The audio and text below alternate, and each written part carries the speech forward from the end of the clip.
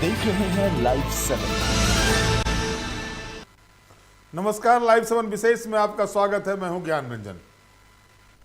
विशेष में आज हम चर्चा करेंगे कि क्या झामुमो जो कल्पना सोरेन के रथ पर सवार हुई है, क्या कल्पना सोरेन गांडे विधानसभा उपचुनाव में झारखंड मुक्ति मोर्चा का बेड़ा पार करेगी, या जो सपना लेकर कल्पना सोरेन चली हैं, हेमंत सोरेन के जेल जाने के बाद जिस तरह से राजनीति में कल्पना सोरेन की एंट्री होती है गिरिडीह से ही, और उसके बाद जो झारखंड मुक्ति मोर्चा का एक तरह से कहें तो हेमंत सोरेन की भरपाई कल्पना सोरेन आगे बढ़कर कर रही हैं, और एक अच्छे तरीके से उन्होंने पार्टी को जिस रूप में संभाला है, खास करके जो न्याय उलगुलाल रैली हुई थी उसके बाद से जो कद कल्पना सोरेन का पार्टी के भीतर बढ़ा है, उसके बाद से ही ये चर्चा थी कि कल्पना सोरेन को झारखंड मुक्ति मोर्चा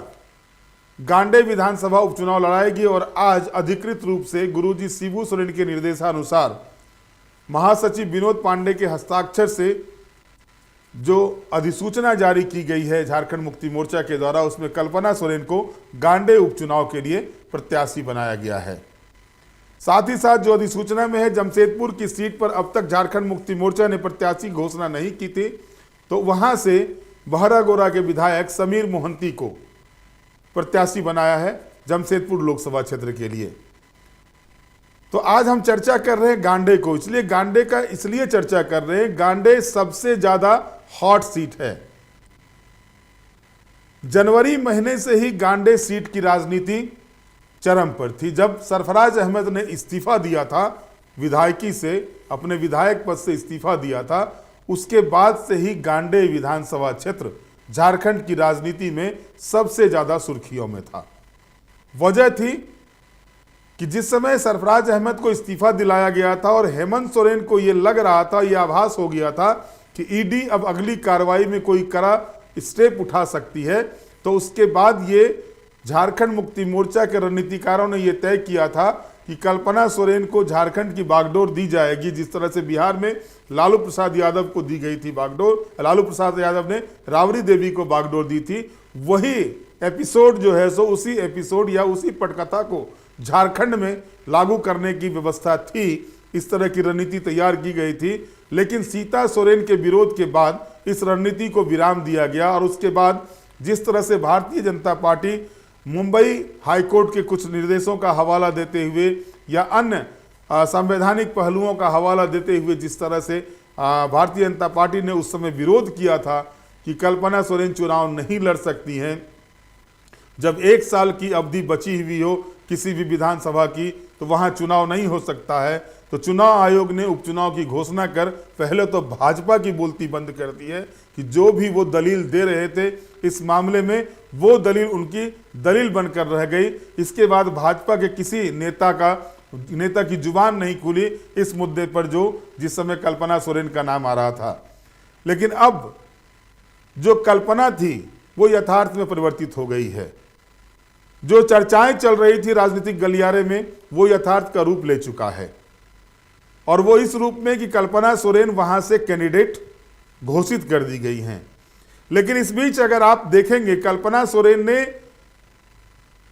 4 मार्च के बाद, जो 4 मार्च को उन्होंने गिरिडीह से अपनी यात्रा शुरू की थी, राजनीतिक पारी की यात्रा शुरू की थी, गिरिडीह में सबसे पहले जनता से जाकर के रूबरू हुई थी गिरिडीह में ही, और उसके बाद उन्होंने कई मर्तबा गांडे में जाकर पंचायत स्तर तक के अपने कार्यकर्ताओं से भेंट की, उनसे मुलाकात की, हेमंत है तो हिम्मत है का नारा दी, और एक रणनीति तैयार कर चुनाव को लेकर के अधिसूचना भले ही आज उनके नाम की जारी हुई हो, लेकिन चुनावी रणनीति उन्होंने तैयार कर रखी है और उस पर उन्होंने काम शुरू कर दिया है। और उस जगह अगर आप देखेंगे गांडे विधानसभा क्षेत्र को, तो अलग राज्य बनने के बाद 3 मर्तबा झारखंड मुक्ति मोर्चा के वहां से विधायक हैं। 2 बार सालखन सोरेन विधायक थे 2000 और 2005 में। उसके बाद जो है सो सरफराज अहमद 2009 में, फिर 2014 में भाजपा के जेपी वर्मा वहां से विधायक बने थे, फिर 2019 में झारखंड मुक्ति मोर्चा से ही सरफराज अहमद विधायक भी, जिन्होंने इस्तीफा दिया था कल्पना सोरेन के लिए ही, और वो सीट खाली हुई थी कल्पना सोरेन के लिए ही। आज पार्टी ने गुरुजी के निर्देश पर कल्पना सोरेन को वहां से प्रत्याशी बना दिया। तो अलग राज्य बनने के बाद अगर गांडे विधानसभा क्षेत्र का इतिहास देखते हैं तो सबसे ज्यादा बार वहां से झारखंड मुक्ति मोर्चा के विधायक हुए हैं। एक मर्तबा भाजपा के विधायक और एक मर्तबा कांग्रेस के विधायक। तो कांग्रेस के वही विधायक थे जो चेहरा झारखंड मुक्ति मोर्चा का था, सरफराज अहमद उस समय विधायक थे। बहरहाल ये सीट हॉट क्यों हो गई है, इस सीट का झारखंड की राजनीति से क्या मायने निकाले जाएं?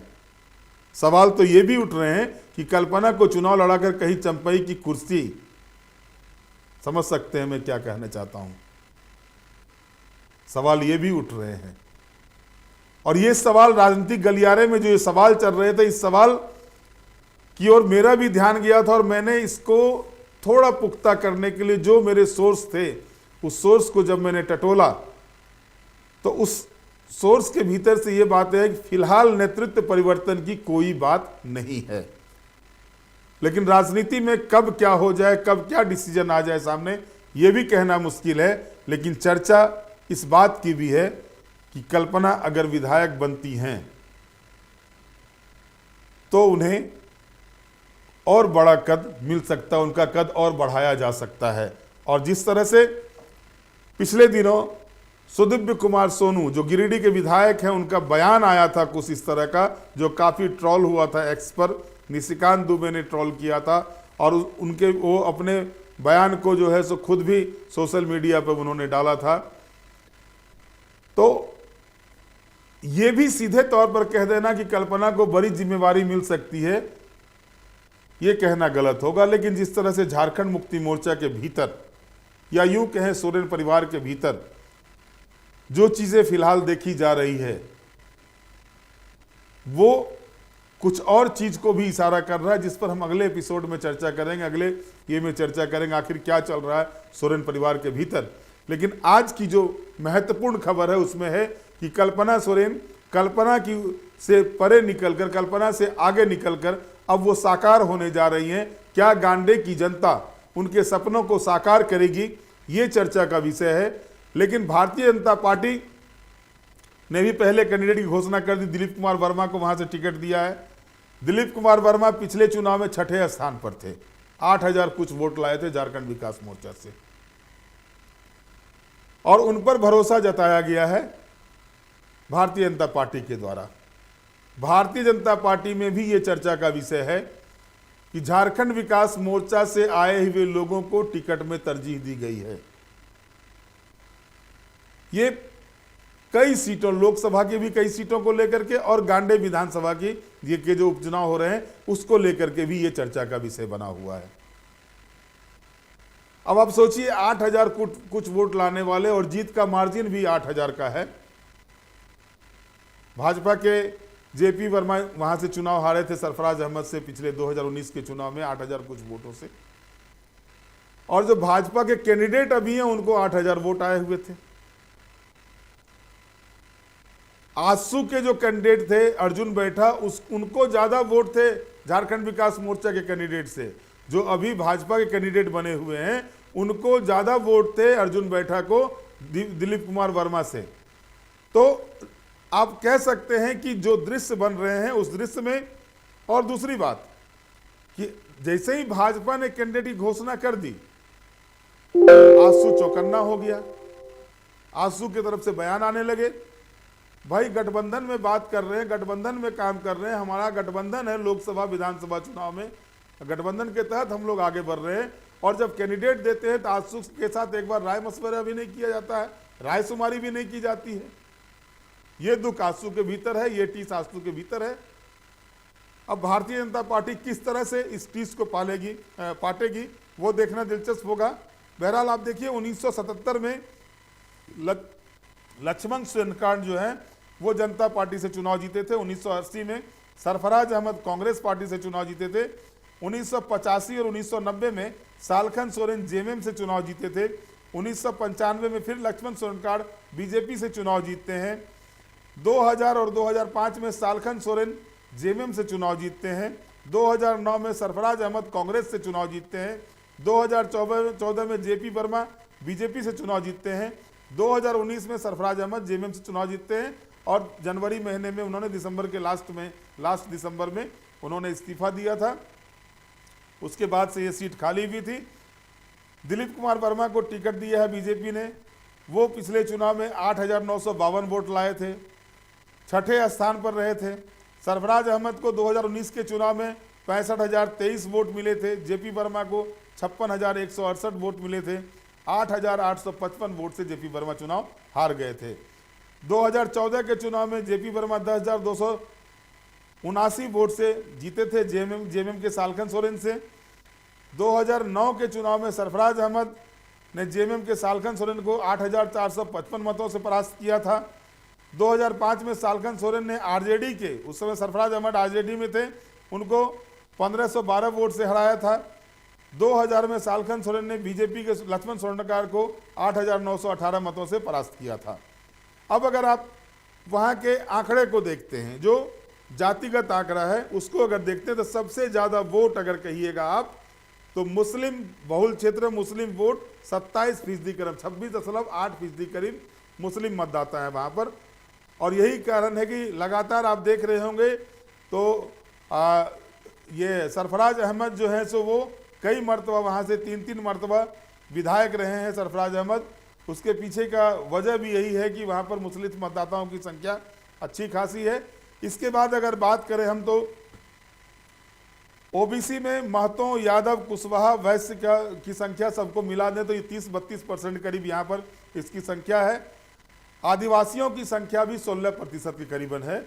अगर आप गिरिडीह जिला में देखेंगे तो सबसे ज़्यादा ट्राइबल की संख्या जो है गांडे विधानसभा क्षेत्र में आता है। हालांकि गांडे विधानसभा क्षेत्र कोडरमा लोकसभा क्षेत्र में पड़ता है, लेकिन ट्राइबल वोट्स की संख्या अगर आप देखें कोडरमा लोकसभा क्षेत्र में भी, तो सबसे ज़्यादा गांडे में ही है।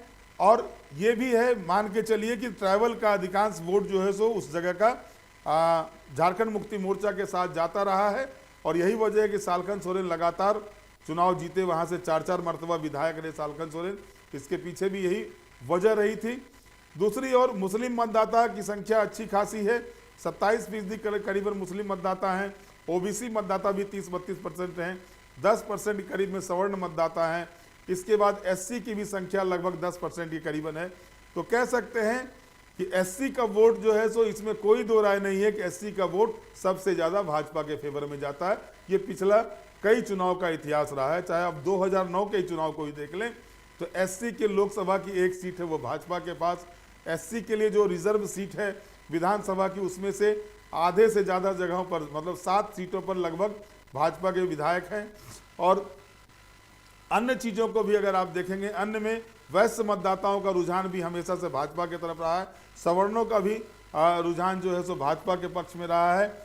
अब कल्पना के लिए कितना कठिन है ये सीट, क्योंकि पहली मर्तबा वो उनकी मैडन पारी है ये, और पहली मर्तबा वो मैदान में उतर रही, चुनावी समर में उतर रही हैं, उपचुनाव में चुनावी समर में आ रही हैं। और पहली मर्तबा भी वो सक्रिय राजनीति में कूदी। इससे पहले वो घर संभाल रही थी, परिवार बच्चे देख रहे थे और कुछ संस्थाएं एनजीओ वगैरह चला रही थी वो। लेकिन सक्रिय राजनीति में कल्पना सोरेन पहली मर्तबा आई हैं जब हेमंत सोरेन को जेल होती है, और इसके बाद वो सक्रिय राजनीति में आती हैं। लेकिन इसमें कोई दो राय नहीं है कि जिस कल्पना के बारे में भाजपा ने ये कल्पना की थी, ये कल्पना ऐसा कोई इस तरह का काम नहीं करेगी जो कि झारखंड मुक्ति मोर्चा को मजबूती प्रदान करे। लेकिन भाजपा की सोच से ये कल्पना काफ़ी आगे निकली है। और जिस तरह से उन्होंने न्याय उलगुलान रैली के दौरान अपनी राजनीतिक परिपक्वता को साबित किया है, वो साफ तौर पर दिखाया कि वो किस तरह से, देखिए आप, न्याय उलगुलान रैली में कल्पना सोरेन का एक लाइन का भी स्पीच नहीं था। उन्होंने हेमंत सोरेन के पत्र को आकर के जनता के बीच परोसा, जनता के बीच रखा। यानी साफ तौर पर जो एक सेंटीमेंट वो चाहती थी, कि जो सेंटीमेंट हेमंत सोरेन के साथ हैं, अभी भी ट्राइबल के जो सेंटीमेंट देखे जा रहे हैं, उस सेंटीमेंट को वो उनके पत्र के माध्यम से वो वहाँ पर जो है सो उभारे। और वही चीज़ हुआ, उन्होंने वो पत्र को वहाँ पर पढ़ा। और इसके बाद से जो स्वीकारिता एक होती है, धीरे धीरे देखा जा रहा है, भले ही कुछ नेता हैं जो पुराने नेता हैं, जो गुरुजी के साथ काम किए हुए नेता हैं, उनको अपच हो रहा है कल्पना को आगे बढ़ते हुए देखकर। ये भी सच्चाई है कि परिवार के भी सदस्य को ये नागवार गुजर रहा है, और नागवार गुजर रहा था तभी तो सीता सोरेन जो है वो अपने ससुर की पार्टी, अपने पति की पार्टी को छोड़कर भाजपा का दामन थाम लेती हैं, भाजपा में चली जाती हैं। ये नाराज़गी का ही एक नज़ारा था, नाराज़गी का ही एक परिणाम था कि सीता सोरेन झारखंड मुक्ति मोर्चा को छोड़कर भारतीय जनता पार्टी में चली जाती हैं। तो कह सकते हैं कि कल्पना के लिए एकदम ईजी है ये चुनाव, ये भी कहना जल्दबाजी होगा, क्योंकि उस चुनाव में कल्पना को अपनी नेतृत्व क्षमता को साबित करना है। कल्पना को ये भी साबित करना है कि वो आगे किस तरह से पार्टी को लेके चली, क्योंकि जिस तरह से उन्होंने पार्टी की कमान अपने हाथ में ली है और उस पार्टी को अब उनके पास चुनौती, जब वो चुनाव जीत जाती हैं तो एक मजबूती उनके पास आएगी, और उस मजबूती के साथ जो है सो वो पार्टी को और आगे ले पाएंगी। सीता सोरेन के अलग हटने के बाद जो जिस तरह से उनके तीखे बाण कल्पना सोरेन पर चल रहे हैं, उसका भी जवाब कल्पना सोरेन इसी चुनाव में जीत हासिल करके दे सकती हैं। तो कई मोर्चे पर कल्पना सोरेन को लड़ाई लड़ना है, पार्टी के मोर्चे पर, भाजपा के मोर्चे पर, अपने परिवार के मोर्चे पर। तो कई मोर्चों के लिए ये चुनौती कल्पना के सामने है, और इस चुनौती का जवाब कल्पना सोरेन किस तरह से देती हैं, ये देखना दिलचस्प होगा इस उपचुनाव में। साथ ही साथ भारतीय जनता पार्टी और आजसू के बीच में जो खटराग चल रहे हैं कैंडिडेट को लेकर के, ये खटराग कब खत्म होता है, और अगर ये खटराग खत्म नहीं होता है तो क्या कल्पना के लिए राह आसान बनेगी, ये भी देखना दिलचस्प होगा। 20 मई को चुनाव होने हैं, वहां पर 20 मई को मतदान होने हैं गांडे उपचुनाव का। अब देखना है कि जनता का रुझान किधर जाता है। हालांकि कल्पना सोरेन ने जो मेहनत की है, और इसमें कोई दो राय नहीं है कि वो उस क्षेत्र में जा करके लोगों से, गांव में घूम घूम करके लोगों से मिली हैं, पंचायत स्तर तक वो उन्होंने अपनी पहुंच बनाई है उस क्षेत्र में। तो इस स्थिति में अब कल्पना का आगे क्या होता है, किस रणनीति पर काम करती है, जो जानकारी मिल रही है 29 अप्रैल को वो नामांकन कर सकती हैं, और उसके बाद पूरा फोकस उनका रहेगा। क्योंकि अभी आप देखिए जहां जहां भी नामांकन हो रहा है, लगभग सभी जगह पर कल्पना सोरेन भी टच कर रही हैं।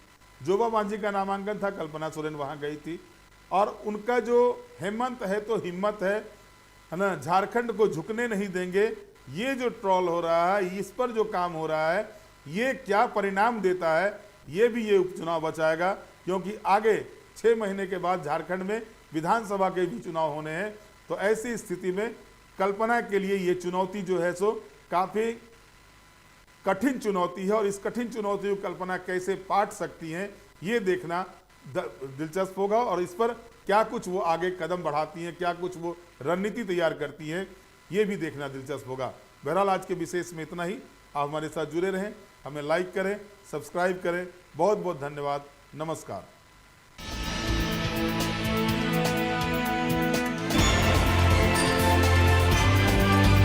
आप देख रहे हैं लाइव 7।